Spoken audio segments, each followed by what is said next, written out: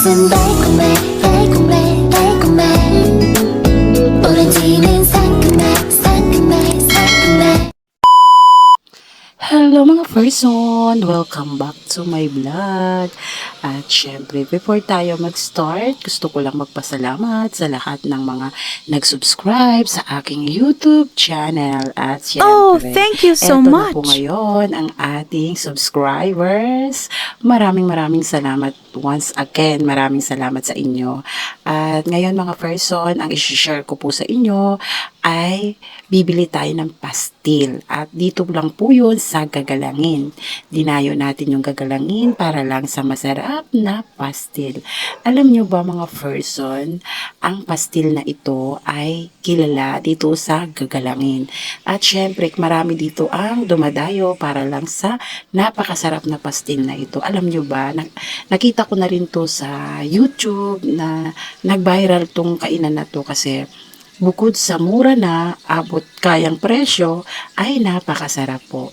Biruin mo, worth 20 pesos, may ulam at kanin ka na. At syempre, sakto yan, budget meal, sa halagang 20 pesos, makakaraos ka na ng tanghalian or merienda or ano pa ba, almusal, ganon. Sa halagang 20 pesos is napakamura na at talagang mag-e-enjoy ka kumain. Diba busog ka na nun, halagang 20 pesos at napakadami din nilang magbigay, no? Eto, ang pinakaplato niya mga person ay ang dahon ng saging.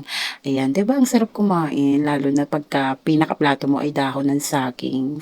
Ngayon, bibigyan kanila ng plastic gloves. Yun po yung kapag kakain ka na, yun yung pinaka ano mo para hindi direct sa kamay mo ang pagkain.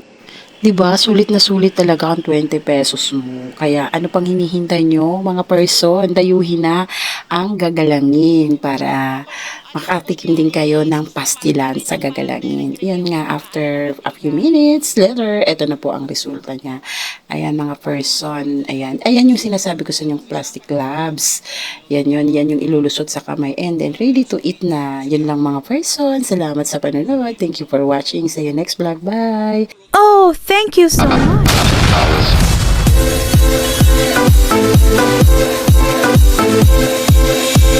Thank you.